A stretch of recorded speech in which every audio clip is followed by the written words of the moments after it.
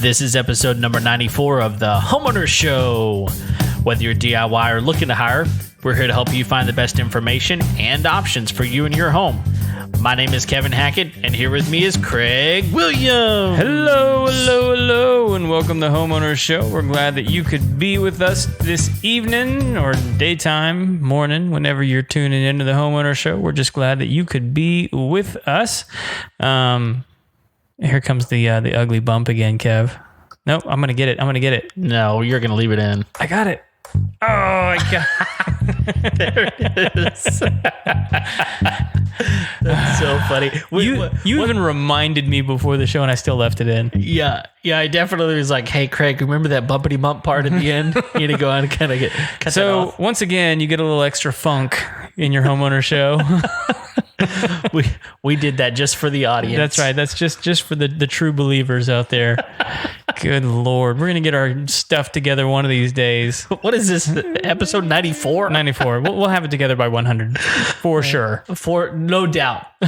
There's no way that number 100 could be worse than this one. Yeah, it'll It's be gonna absolutely better. flawless. We got 5 to go, and then we'll be perfect. Yes. So we'll not need to make any more episodes after that. We'll have covered everything. We'll have gotten the bump music right. So If we actually hit 100, we will have arrived. we don't get canceled or bought out. Oh yeah, well, I would be fine with being bought out. If you want to buy us out, Give us a please, call. Yeah, info@homeownershow.com. We can make that happen. Kevin will give you his personal cell. Yeah, I absolutely will. Yes, I absolutely will, because I can buy a new one. We're pretty cheap too. Well, you are. That's true.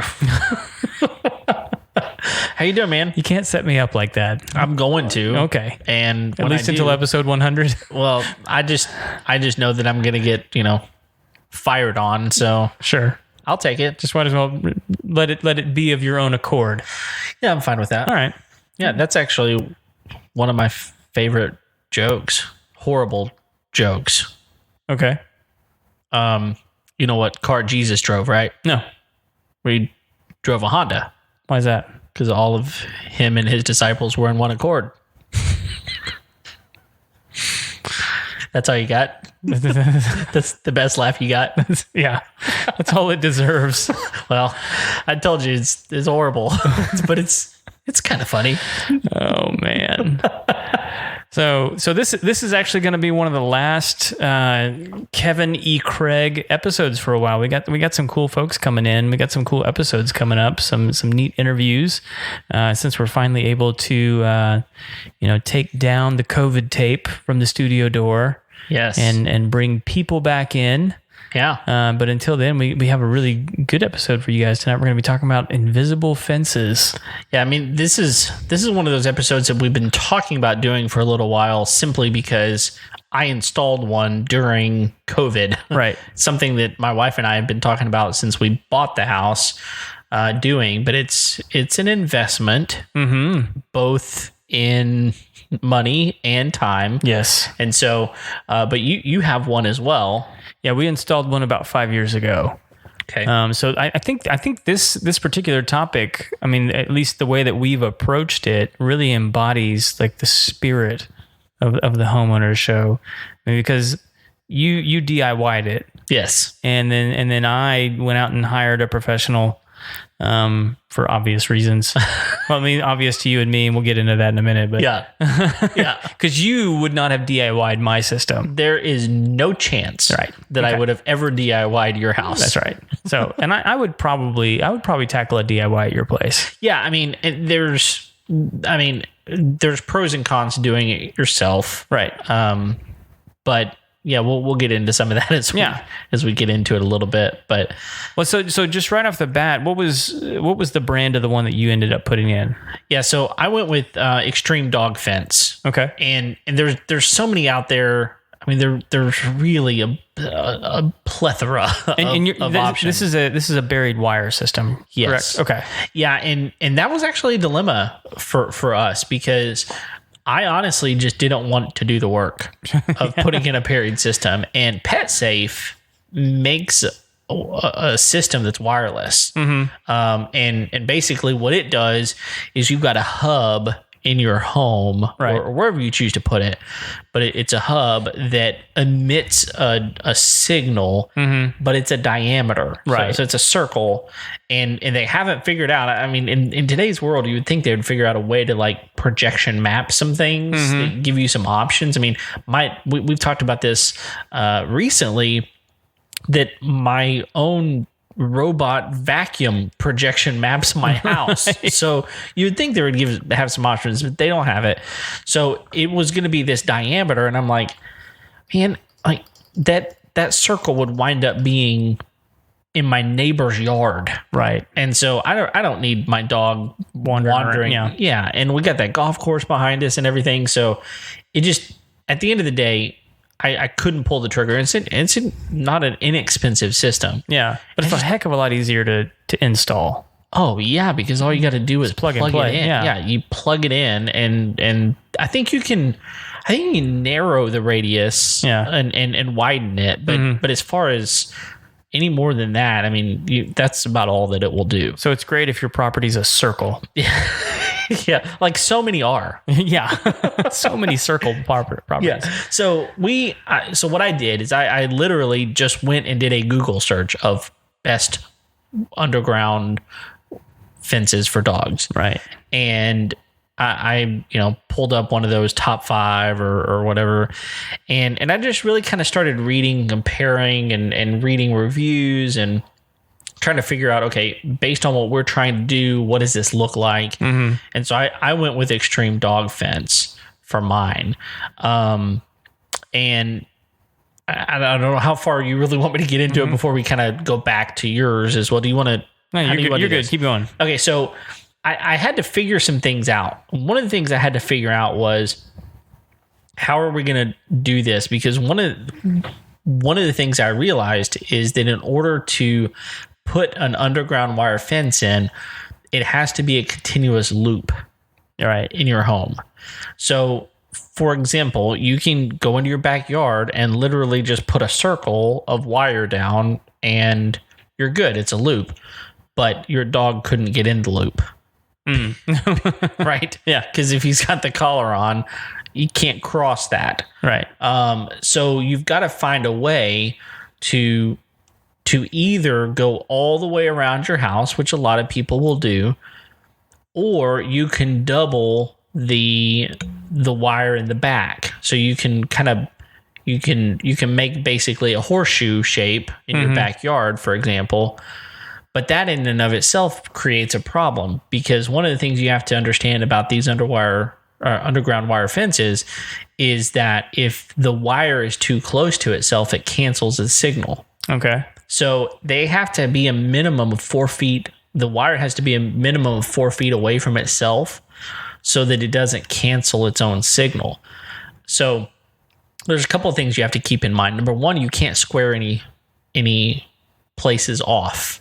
You can't have any 90-degree turn angles in your wire, because if you do, then what winds up happening is in that corner, the signal goes away because it's too close to itself. Okay, because of the angle. So you have to round all the corners.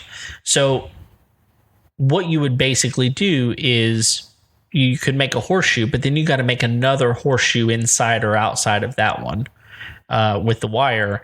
So you're using the same amount of wire twice, and you're creating a 4-foot barrier that some yards just don't have the capacity for. Sure. You're severely limiting the size of your backyard at that point. So one of the options that I saw was that you can take it like up a gutter on your house. You can bring it up to your house, go up the gutter and around, up underneath the gutter, because the way these things work is they emit a signal that you determine with the wire.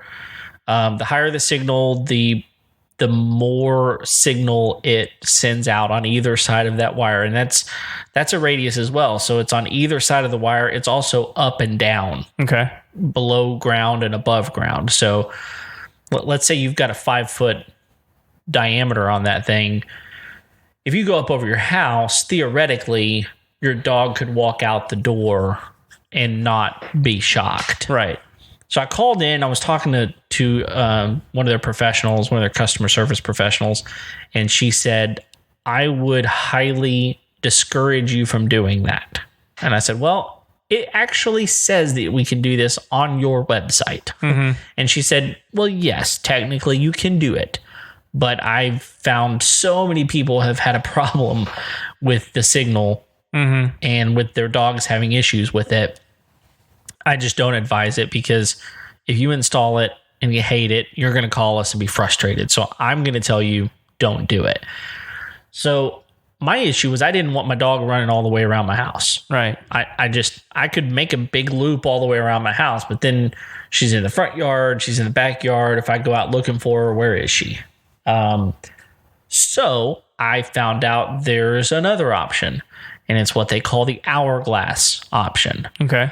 So basically, you make a loop in your backyard and tuck it up close to your house, and then in the front yard, you go around the front yard as well. So it kind of creates this hourglass look. Okay. If you were to look at it from above, and then you're not canceling any signal out, those sorts of things. The only thing you have to be aware of is if you put it too close to your house, there could be a signal emitted inside your house. Right. And so if you leave the collar on all the time, could your dog get shocked inside? So we went with the hourglass option, and based on where we put it and the way we did it, there's no place inside of my house that emits a signal. It would inside my garage, but my dog doesn't go inside my garage. So the second thing we had to really figure out was how we were going to install it and all of those sorts of things. And that in and of itself is a process, because what they tell you to do and what you actually decide you want to do are probably going to be different things. Because what they tell you to do is to roll the entire length of wire out, test it, and then bury it. Mm-hmm. And I was like, I'm not doing that. Because, I mean, the one that I bought was the Pro Grade system. It's one lower than their max grade. And they've got the thing that really determines the differences is the gauge of wire. The higher gauge wire you have, or wire gauges are weird, right? Right, sure. So the lower the number, the bigger the wire. So the larger wire that you use, the more reliable it is, and the more resistant it is to problems. So I went with the Pro Grade system. It uses 14 gauge wire, and you get 500 feet of that. Well, that was going to cover in fact, I was within 30 feet of using all of it. Okay. So anyway, so I bought all of it, installed all of it, and it worked great. One of the things you also have to figure out is where you're going to put the transmitter. The transmitter is the basically the device that you plug into the wall that turns it on. Okay. Right? And there's lots of different ways to do that, but the Pro Grade system that I bought comes with twisted wire. And like I said earlier, the signal can cancel itself out if it's too close to each other. So if you take wire and you twist it, then no signal is going to be emitted through that wire. So that's like your lead wire that you send. Yeah, exactly. So that I put the transmitter in my garage. I put the twisted wire out. I ran it outside of my garage, and then plugged it in or spliced it into the wire outside. It works great. Absolutely works great. The install was not fun, to say the least. The install was not fun, and so because just to let everybody know, you were pretty optimistic at the beginning of this because you had a piece of equipment that you were planning on using. Yes, to do this. Yeah, absolutely. So again, I did a lot of research on this before I bought it, as I do. And on their website, it gives you all the information about how to install it. And I did some videos on YouTube trying to watch people do it. And they say you should use a cable trencher to install this. So if you're near a tool rental, and Home Depot tends to have these at their tool rentals, you can buy this cable installer. And so one of the things you have to know before you do anything is you absolutely have to call 811. Okay, yeah. You know what 811 is, right? Yeah, it's the Lineberry service. Is that the same number in every state? I'm pretty sure it is. In Texas, it's 811. Well, that's what you would think. Yeah. It is 811, but when you call them, it didn't go to where I needed it to. Oh, really? I had to actually go online and find a different number and then call a different number. It was an 800 number, but I had to call it. The 811 did not go where I wanted it to. Really? I was shocked. I don't know what happened. Where did it go? It hung up on me every time I called them. It was like, this number is not in service. I was like, well, what service do you want me to call? Yeah.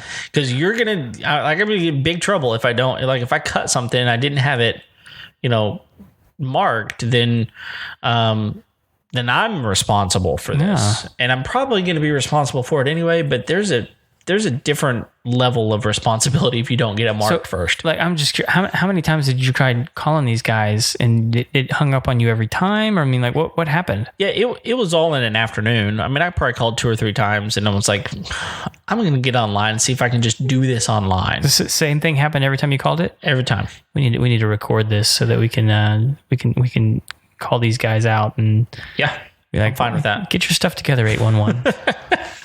Yeah, because pay your mobile bill. Well, because this is a big deal. Yeah. I mean, so basically, if you don't know, before you dig, you've seen this commercial somewhere. Before you dig, you call 811. Right. And for free, they will come out and mark all of the lines in your house. So, for example, my electric line, my gas line, my internet line, my cable line, all of those things are buried. And so they have to come out, they spray paint the line, they put flags down. Right.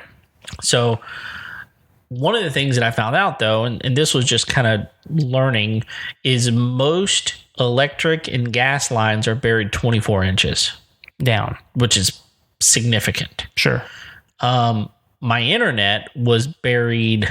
It's like less than a foot. It's between 6 and 12. Yeah. 12 inches. I checked mine. I called them specifically and they said typical is 12 inches for us. So you kind of have to know that because the underground fence that you're putting in, they only recommend 3.5 inches. Right. Is all you have to put it down. So I was fairly confident that even though I had everything marked, that I was not going to hit anything. And I didn't. I never had any problems. Spoiler alert. Yeah. Thank goodness. But I had to figure out how I was going to install this. I mean, 500 feet? Yeah. That's not a small amount. No. And so they say, hey, go rent this cable trencher. So I did. I got up early one morning. It was a Saturday, so I wanted to go ahead and get there early. It was during COVID, and so, there's all these crazy social distancing rules and lines and wait 6 feet from the person in front of you, all of that kind of stuff.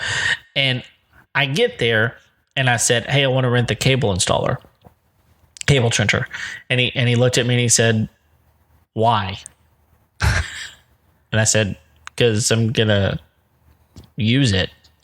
He said, what are you going to use it for? And I said, I'm going to install an electric dog fence. He said, you don't want to do that.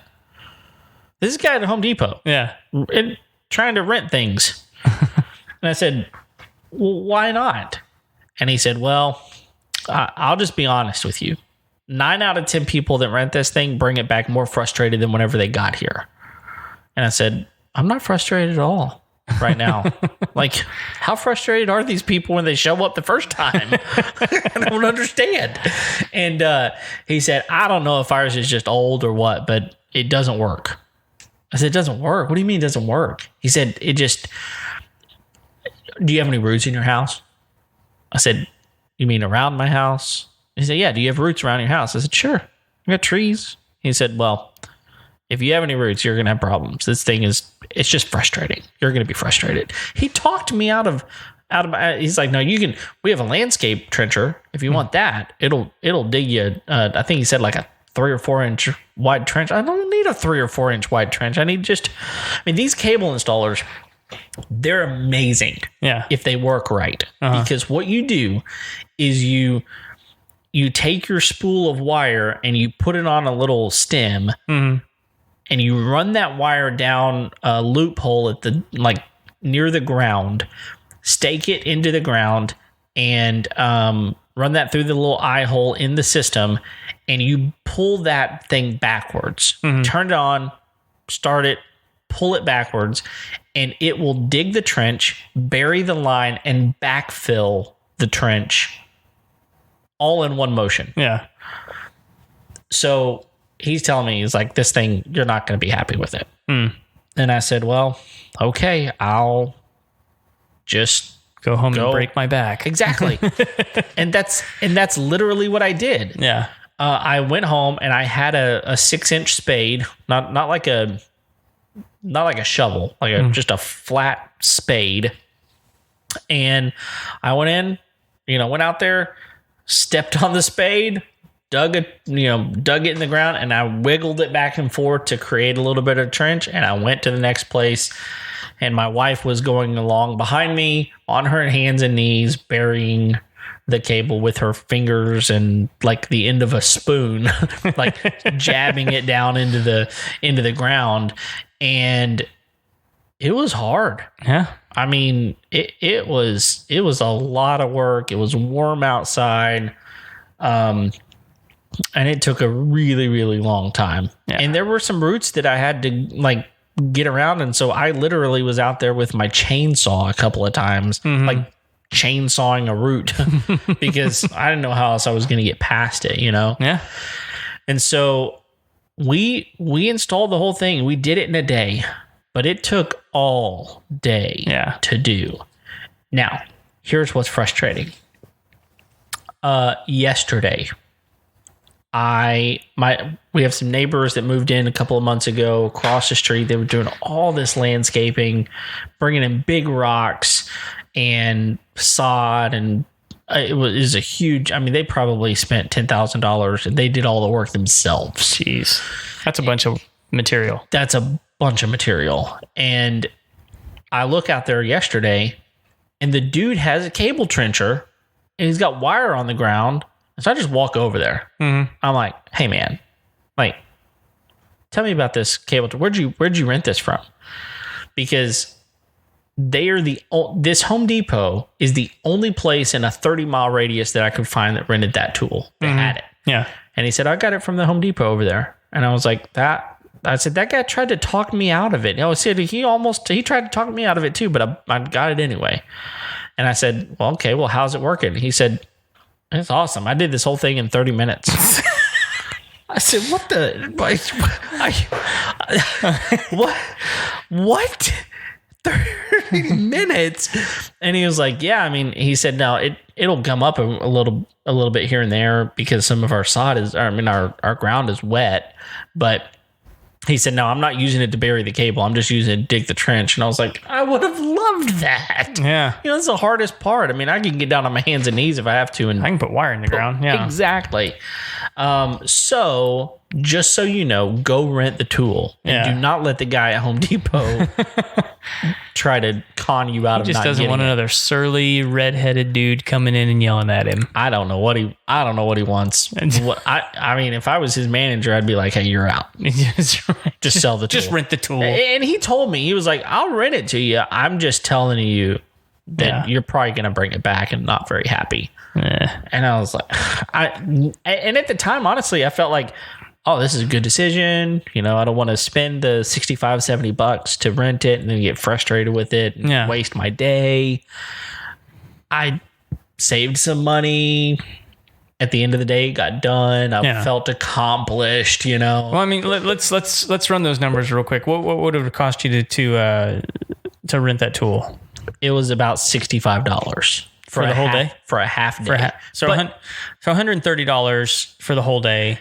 If you'd had any trouble, you probably would have needed it for the whole day. So let's just assume $130. The system cost you The system was right about $350. Okay. So in the big, like in the cost of the system, that was a pretty big expense, but it cost you the whole day, like you and your wife's whole day. Oh yeah, and like, I mean, I was sore for a few days. Yeah. I mean, It's not easy work for sure. It's not. I mean, especially if you're just not used to that type of work. I mean, if you're a landscaper, okay.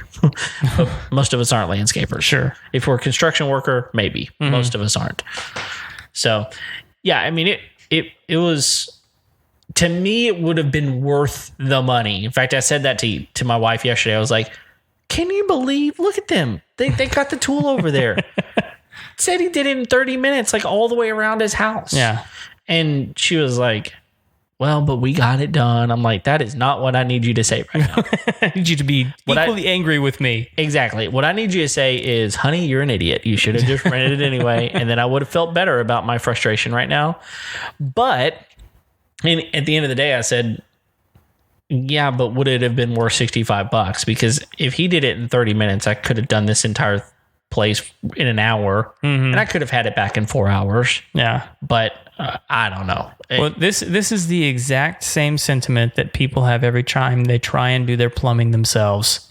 Instead of calling Paul the plumber. Should have just called Paul, I'm telling you. Should have just called Paul. So every single time, man, because if there's a busted pipe, if there's a leaky pipe, if there's a faucet that needs to go in, a new toilet's going in, whatever it is, hot water heater, that's a big one. Oh, I've had a hot water heater go out, and it is a problem. Yeah. It's an immediate problem. We've actually had Paul put a hot water heater in for us and did a tremendous job. Yeah. So, and that's one of the ones, I mean, like if you're going to have, like, you need to get that one right. Yes. That one causes more damage to more, especially if it's the one in the attic. Well, and that's what I don't understand is why I put it in the attic. But so many houses do. Yes. I know it's a space saver and you don't want to have a closet or whatever, but come on, people. It's just asking to have your house flooded. Yeah, I mean, just put it in the garage. Well, somewhere. so here's what I tell people: if you're gonna have a hot water heater in the attic, at least get like one of the tankless. Oh, and I would tell most people get a tankless anyway. Right. But that's my personal opinion. There are plenty of people out there that disagree with me. Yeah, but it's my opinion too, which means that it's right. Which my other opinion is that you need to call Paul. Absolutely. If you got any plumbing needs. You can give him a call at 832-521-3252. Trust the experts here at the Homeowner Show when we say that you need a good plumber, and that plumber is Paul. No doubt. No doubt. Give him a call. Yep. So, Kev, like, what have been the pluses and the minuses of this system so far? Because I mean, you say it costs like $300. Yeah, it was about $350 plus some tax. So, and I'll let everybody know what I spent on mine. They're probably going to be some sticker shock, but yeah. So it's $300 plus, however much time you spent installing it. So, what would have been your like two big pluses right off the top of your head? Okay, so first of all, let me tell you kind of what that comes with. Okay, sure. So for me to get that system for $350 plus tax, right? That comes with quite a bit of stuff. It comes with the transmitter. It comes with a waterproof collar. Okay, and it comes with two different probe sizes. So if you've got bigger dog or a thicker hair, hairy dog. It comes with 500 foot of wire.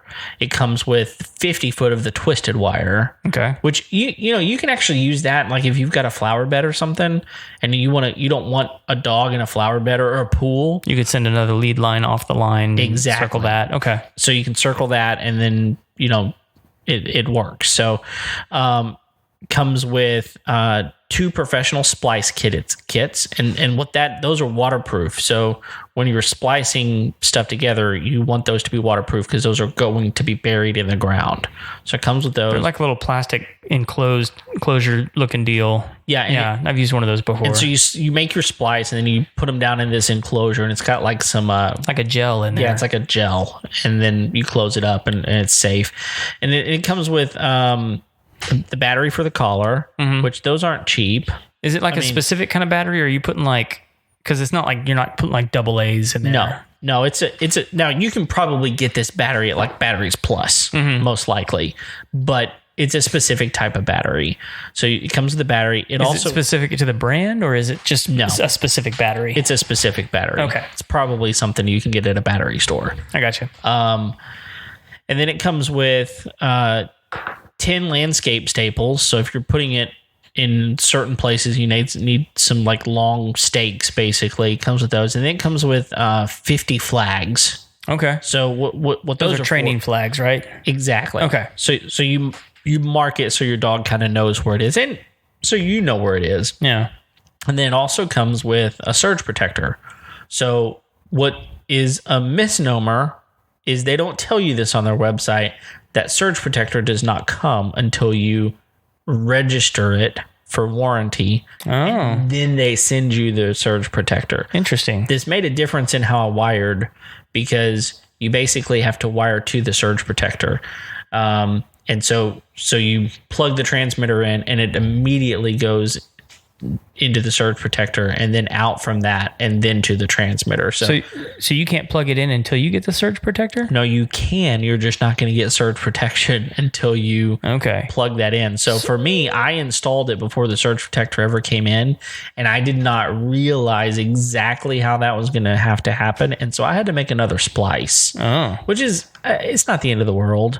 But I didn't really want to do that. If I would have realized it, I would have wired it a little differently. Right. But just something to keep in mind. If you need that, and if you buy this system, the surge protector doesn't come with it until you register it. Gotcha. Once you register it, they send it out to you. But it's a nice little perk to have that surge protector, because if something happens and your dog's outside and that thing gets surged, your dog's going to get surged. Right. And so you don't want that to happen. So all of that comes with it, which is a pretty good deal for $350 ish. Yeah. That's not bad. So here's the deal. First off, the number one thing you asked me, two positives. The number one thing is, when we moved into this house, we priced materials to put a fence in our yard for our dog. Materials only would have cost us $5,000. And I think that's probably good for people. Not a wooden fence. no, that is I mean, again, we live on a golf course, and so that's a wrought iron or black aluminum fence. So obviously it's going to cost less money for a wood fence, but materials for a wood fence would be half that probably. I mean, you're still probably talking a couple $1,000 for the materials for that. So we're paying a fraction of the cost in materials to do essentially the same thing, which is keep my dog out of other people's business and make sure that I know that my dog is safe outside. Right. But it also didn't block our view and make us feel confined by a fence. So the biggest thing was just not having to install a really expensive physical fence was huge for us. So that's the big one. And probably the second one was that I got to map out where my dog goes. And so different than like that wireless one that we talked about earlier, I didn't have any control over the radius. You know, it's a circle, and I didn't have any control over this. This, I could put exactly where I wanted, making sure that my dog goes where I want him to go, doesn't want to go where I don't want him to go. So if I had a pool, which I don't, I could put a fence around that thing without putting a physical fence, and my dog would not be able to get in it. So for me, it just creates a lot of opportunity to customize where your dog can go without that physical fence there, for sure. But I'll tell you, I had a major screw up. Major screw up. And I think I told you about what it was. And it wasn't not renting the cable trencher.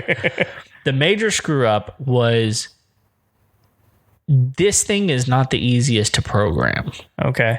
And I don't know if they're all this way. Oh, I do remember you telling me about this now. Yeah. I don't know if they're all this way.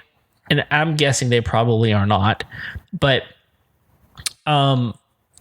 it's a very rudimentary transmitter. And in fact, whenever I called, I was doing warranty, I told them what I did, and they were like, we've told them that they need to make that more user friendly, and they won't do it.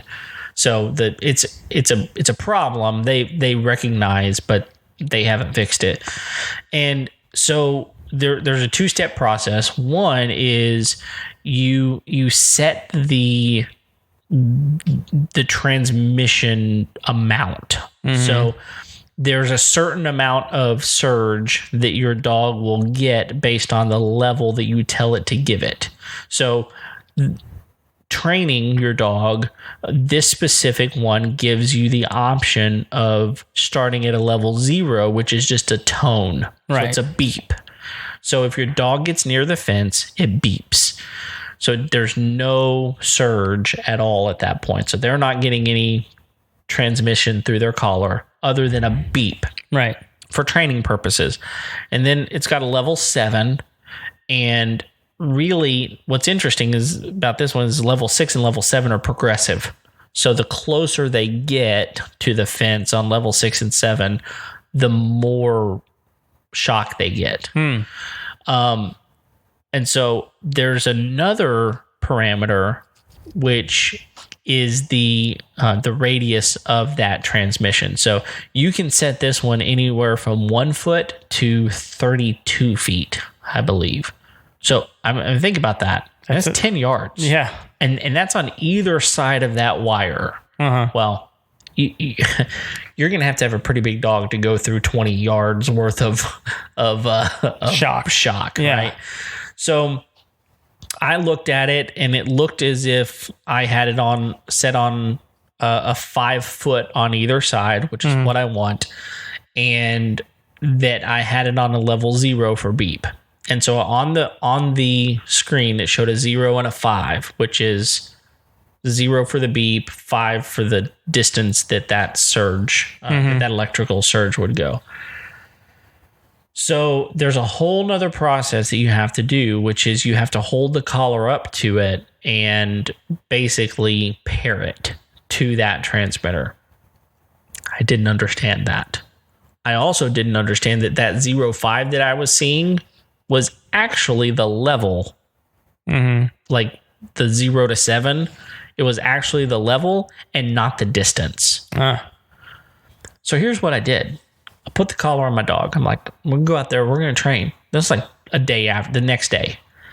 So I know I've got the flag set out. I'm going to take her out there and just kind of hear the beep. And it explains really, really well how to train your dog. So you go out there, you hear the beep, and you run to the middle of your yard and you just praise them like crazy. And then you take him back out, you hear the beep, you run back to your middle of your yard.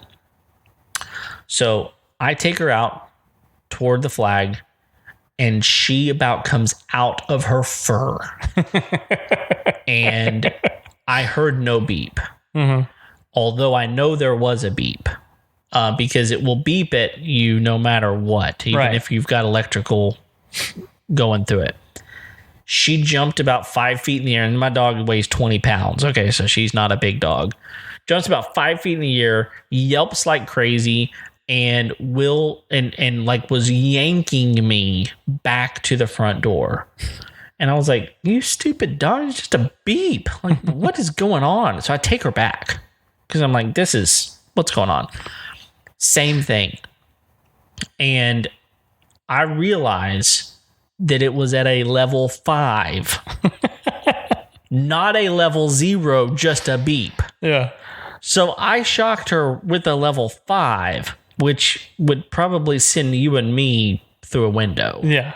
And she didn't come out of her kennel for a day. She peed in her kennel for the first time in her life. Never in her life had she peed in her kennel.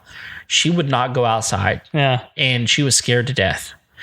And we had to make the decision that we would not take her. We took the collar off of her, and it was 3 weeks before we took her back out with a collar on. Jeez. Because I couldn't do it. I mean, she would literally walk. She would go out to the front porch and she would lay down. and she would not leave the front porch. And so I was like, we've got a problem. And even today, it's been, how long have I had that in? A month? Yeah. Maybe longer. And I still have not turned it above a beep. Now, they really want you to have it on the lowest setting possible with an electrical current going through it. Right. So they want you to, if you can put it on level 1, that's where they want you to put it, because it doesn't hurt the dog hard. I mean, none of them really hurt the dog. But, you know, the lowest amount of correction that you can give them is optimal. But she hears that beep and she runs back. I mean, it doesn't take much. And she's slowly going, like getting over it. Yeah. But it's taking a while. She is not liking what's happening. So we're still dealing with this. So my biggest con is that it is, you have to thoroughly understand your transmitter. And if you don't fully understand it, call their customer service and they will walk you through it. And it is worth doing that, because it was not real clear how to figure that out. And I really I damaged my dog. I really damaged my dog. Dog needs a therapist now. There's no doubt. Yeah. So, well, let's talk about yours for a minute. Like, so yours is a similar. It's got a similar function. In fact, whenever we first moved here, my dog lived with you for a while, my Australian Shepherd, and you happened to have an extra collar. Yeah, we did. So I mean, he existed on the system quite well. I mean, like, and you know, smarter dogs figure it out a little bit quicker. And I mean, he was, you know, he really picked it up just because he was watching the other dog, right? And we still had the flags up. So ours is a little bit. So we actually hired Invisible Fence. And I'll be as frank as possible with this. Like we absolutely love the system, and we spent I want to say it was like $3,400 to have it installed. Now, to be fair, we covered 6 acres. Yeah. Now that's one of the things you have to know about some of these. Not all of them will cover that much area. That's right. Right. The one that I bought will cover 10 acres. Okay. And then I think the one above it will cover like 500 or something. Oh wow. Like it'll do an amazing amount, but you really have to pay attention to how much space you need to cover. Yeah. And so like we've been I mean, like, as far as like the functionality of the system, it's been great. And some of the add-ons that we've never taken advantage of with the system. So like one of the things you can do, and I don't know if your system can do this or not. I honestly haven't spent a whole lot of time researching the other ones. But like we could put like a specific transmitter like on a piece of furniture in order to deter them from getting on that piece of furniture. Interesting. We could put a specific transmitter, and this is all like wireless stuff that we could add on the trash cans and keep dogs from getting in the trash cans. And different things like that. Right. So you can actually target specific areas. So like one of the things that we've talked about is if we ever decided to get chickens, we could add that on, or we could even just do an additional line around the chicken coop, keep the dogs out of the chickens, because we have a dog that likes to eat chickens. Yep. That's why he lives with you. That's why he lives with me now. So we have a lot of those options. We haven't ever taken advantage of it. But and one of the things that they'll sell you on with Invisible Fence, which is a great addition, is they'll actually send the guy out. They'll train the dog for you. Oh, that's nice. You know, so like if you spend so much money with them, they're going to send the guy out. They're going to flag it. They're going to train the dog. I think they do like 2 or 3 training sessions with your dogs. And they'll come out and do it with you and show you that would have been helpful for me. I'm sure your dog would have appreciated it. Well, we would have had a much better experience today if that would have happened. And then obviously the install. I mean, like the guy that came out and installed it, he did it in a day, which was impressive, and he did not have a trencher. Really? Yeah. No, I mean, he had like some specific tools he was using, and he had a cutter because he actually went underneath our driveway. Which was a booger. Yeah. I mean, again, you have to make a loop with this thing. And so you have 2 options. You can either dig a use a cutter and go through the driveway, or you can go under if you have the right deal for us. For us, we, you know, our driveway has a natural break in it. That, an expansion joint. Expansion joint, and we just put it down that. Yeah. Is what we did. So he put all that in. The other thing that was really good is our neighbor had already put one on his property. And so our guy was able to come out and measure exactly how far away it needed to be. That was not something I ever had to worry about. And then the system itself was warranted for like a year. Okay. So all of that really, really good stuff. Yeah. I mean, it worked properly. It came with 2 collars. You can actually, I think with our system, if I understood you right, you adjust the intensity at the unit. On ours, you adjust the intensity on the collar. Oh, okay. And so you can set different intensities For different dogs. different collars, different dogs. Okay. Is yours just kind of a monolith of settings? Yeah. So you make the adjustment at the transmitter, and whatever collar is on that transmitter is, you know, they're all the same. Okay. So I don't remember how many you can put on a system. I think I can put like 5 on a system, something like that. But they're all going to be the same setting. Okay. You can't change it per collar. Yeah. So for us, it's basically, and like, the collars on ours are expensive. I mean, they're like $200. Yeah, I mean, obviously these aren't quite that, but they look very similar to your collars. But the ones you have are obviously a lot more high tech, and there's way more options. We don't have any of those options you're talking about. Okay. This one is the one you're talking about is definitely a next level system. It may be. I don't know. I just didn't know how all that. I just know how ours works. Sure. So from what I understand, we can just keep adding collars and collars and collars. We've had 3 on this one so far. That's good. And as far as I know, they've all worked fine. Yeah. So those have all been pluses. The downside is after about a year, we've probably spent anywhere from $300 to $600 maintaining this thing annually. We have constant line breaks in our system. Finding a break in a line.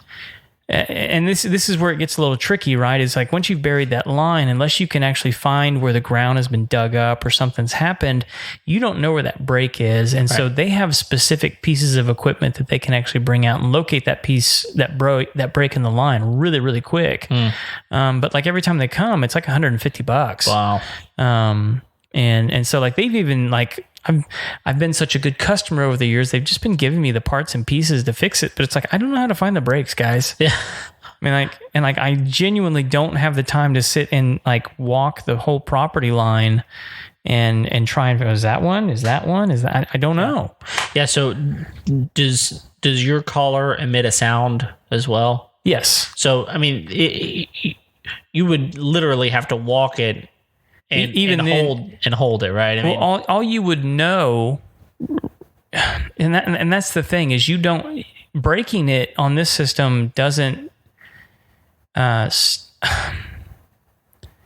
Basically, if there's a break, you're not going to be able to hear it's not going to beep anywhere.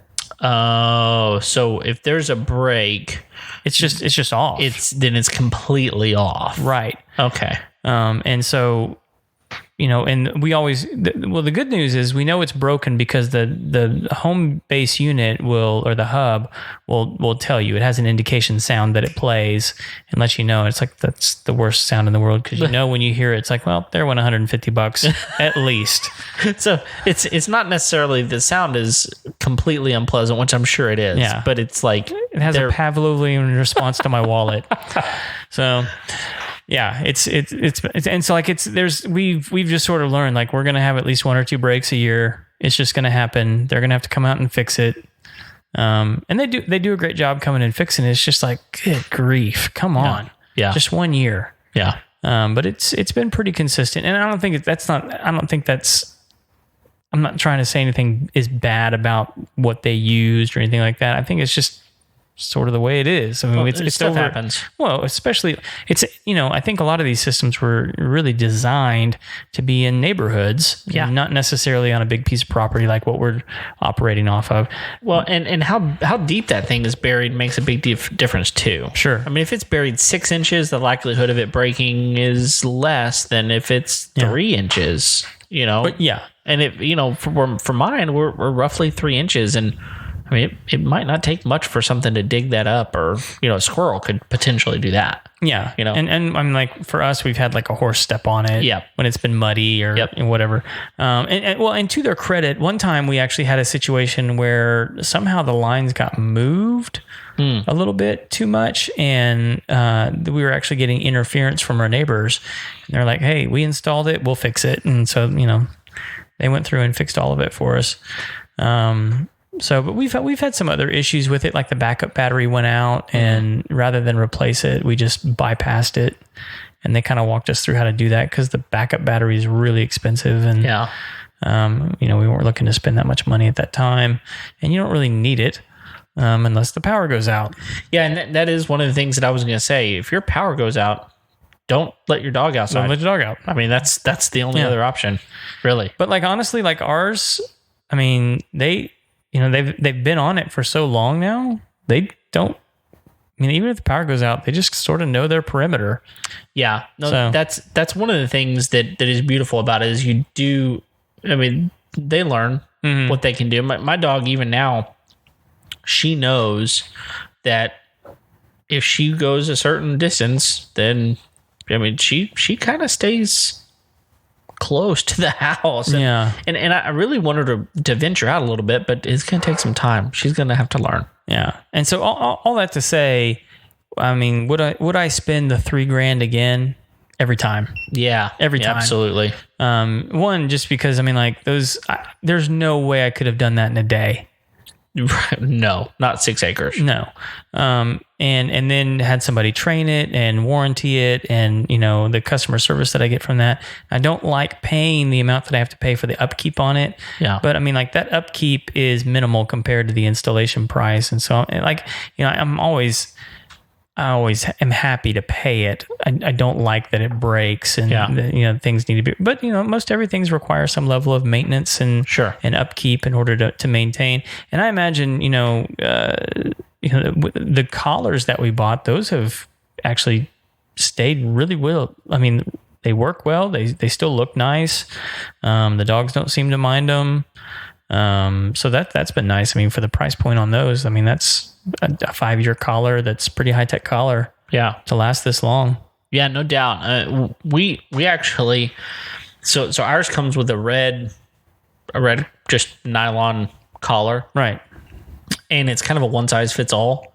So, I mean, you can cut it down, but we got on their website and they offer multiple collar options. You have to buy them. I think for like $8, we bought one that was size specific and it was colorful. Oh, it was just the actual nylon piece, not the transmitter or the what would that be? What is that?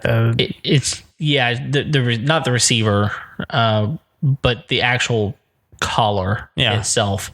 And so we bought a different collar just because. Well, yeah, the red was. I mean, we have a female dog, so we wanted, my kids specifically were like, she needs pink or purple. Like, okay, well, we can do that. So, there's going to be pluses and minuses of all of these things. And really, you have to figure out, okay, what kind of house do I have? Yeah. What kind of property am I trying to secure here? And know that, there's a lot of things that can go into this. And one of the things that mine offers that that's nice is you have different frequencies that you can put it on. So if your neighbor has one, you can just change it to a different frequency and you don't have to worry about it being too close to theirs. But that being said, I mean, if you have a bigger property, you need some of the add-ons like you were talking about. I mean, you kind of got to know what you're up against. Yeah, for sure. Yeah. And you don't really know a lot of times until you get that system in place. And so it's nice to have some other additional options. Thankfully we don't have a lot of, dumpster pandas for dogs. Right. And so we've never really had to worry about that too much. And they're all pretty, our dogs really don't come inside all that much. Yeah. I mean, they're working dogs, so I mean, like they kind of hang out outside and do their thing. Yeah. So, but like even when they do come inside occasionally, like they don't really care about getting on the furniture. They've got their beds. Right. They do their own thing. Yeah. So they're just happy to be inside. Yeah. So just before the show went up, we actually put a question out. You did. On Facebook, basically asking, do you think that an invisible fence, or that's the brand of yours, but they're all kind of invisible fences. Yeah. An electric fence like this, a buried electric fence, do you believe that it adds any value to your home?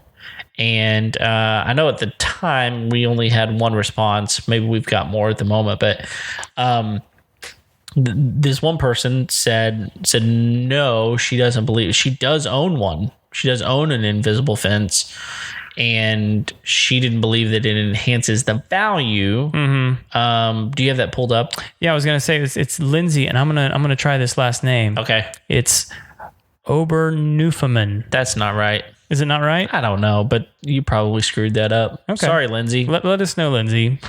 we're glad that you left us a comment. So what was her comment specifically? It was basically no, that it doesn't add value because one, not everyone owns a pet, and then two, the people that do own a pet, it's specifically just to keep things out, and it's for dogs. For them, it's been really valuable, but she doesn't think that it would be something that not across the board would it add value to the home. And also we had our friend Lisa chime in, and she said, really just if they have a dog. Yeah. And I will tell folks, I mean, like with the invisible fence, they make it for cats too, which is great for someone like me who would never have an indoor cat anyway. Same. So we're dog people. If I'm going to have a cat, it's going to be outside. I don't necessarily care if it wanders off because I'm going to have a cat if it's going to be fixed. Yeah. The only, utility I have in a cat is for catching mice and rats. That's right. So, and they're pretty and the occasional tussle with a raccoon. Yeah. So they will fight raccoons like crazy. Oh yeah. And they win. They do win. Most of the time. Which is crazy because raccoons are nasty. And they're big. A lot of times they're bigger than the cats. Yeah. So it's crazy. Well, so I was actually a little bit shocked by those responses. I was too. But I'm a dog person. Sure. So I'll tell you, we looked at a home before we bought the one we had, that we have, and they had an invisible fence. Mm-hmm. And I remember us talking like, that's great. We wouldn't have to do that. It's already done. We don't have to. Yeah. It's one less thing that we have to do. And I could refute their comment and say, well, my other alternative is to put a fence up. Well, which was like $5,000. $5,000. And there are some people, if you're going to buy a house on a golf course, like I've got, you don't want a fence. Right. You want to be able to, see, even though it's a wrought iron fence, you don't want that barrier in your backyard. A lot of people don't want that. So, again, there's going to be opinions on this. And here's what I would say. Don't go put an invisible fence in thinking it's going to up the value of your home. Sure. I had a pretty relatively low investment cost, less than $400, and I've got an invisible fence. Does it add value to my home at that point? Probably. I mean, for $400, it's not hurting anything. You spend almost $3,500, so it's a much different investment. And would you get that back? Who knows? Well, like with us, I would be hard pressed to believe that someone would buy the property I'm on right now and not be interested in having a dog. I'm with you on that. Most people on multiple acres need a dog. I'm sure they're out there, but if it were me, and most of my property is barbed wire. Right. So I mean, like, it's not preventing a dog from going anywhere, and trust me, it's not preventing dogs from coming in because they cross my property all the time. Right. And not without being aggressively shooed. Let's put it that way. So not intelligent animals, because we have repeat offenders. Yes. But anyway, it's not going to keep them from going anywhere. Right. And so, like, if I bought this property and like someone were to say like, hey, if you got dogs, the whole property's covered. That's a huge plus for me. Absolutely. I'm not having to put in like an expensive kennel. I'm not having to put in like an extra small, which was the previous owner's solution on this place, was to just put in a really crappy chain link fence in an area to contain the dogs. I don't, Craig, Which I just hate. I find it hard to believe that the previous owner did something crappy to your house. That seems like at the high end of what he would, his accomplishment. Sounds to me like he really went all out. You know, I was showing Kevin some pictures of the house, like right after I got a hold of it, and I was showing him like specifically of the studio, some stuff. Gosh. And like it's pretty incredible the transformation that's occurred around here. It was incredible, and I was incredulous. I was like, "You've got to be kidding me!" Because you'd never seen it. I'd never seen it. No, it was pretty insane. Yeah. Well, and you know, to your point, I find it hard to believe that someone would look at a home that had an underground fence and went, "That's completely useless to me." Sure. I mean, and maybe they would say, "I would never use that" or anything, but I mean, it's one of those things where you go, "Oh, well, that's an option." It's something, you know, something that if I ever chose to get a dog, I would not have to worry about. Yeah. You know, maybe a good way to think about this is it's sort of like a bidet. Okay. Would you ever install one? Probably not. Yeah. But if it was there, you'd be like, "Isn't that interesting?" Yeah. That's more than what I was expecting. Yeah, I was going. I would think, "Ooh, that's different." Yeah. Which, you know, all the bidet people were laughing at the toilet paper hoarders. Oh yeah. So that was funny. We saw y'all coming a mile away. Yeah. Yeah, and they're going, "Okay, who's laughing now?" That's right. Yeah, exactly. We actually need to look into like bidet sales for COVID. I bet you there would be a high correlation. I bet you're right. And by the way, we would test drive a bidet. A bidet? If someone out there, you know, wants us to review one, send it to us. We'll have Paul put it in. Yeah, I mean, he could definitely do it. Now we're gonna test it at the same time. Yeah, you know, I'll let you test it, and then I'll test it sometime. That's probably a good place to start our research. Paul, how many people called you to put in a bidet? Yeah, it's like Paul's never needed to stock bidets, and recently he could have made a fortune. Right. Oh man, we are off the rails, people. Well, we are off the rails. Where would we be if we didn't go off the rails? That's a good point. We would not be the Homeowner Show. We wouldn't. No, absolutely not. You got to be you, Kev. I try my best. All right. So, anything else about all these electrical fences and high-tech doodads and gadgets?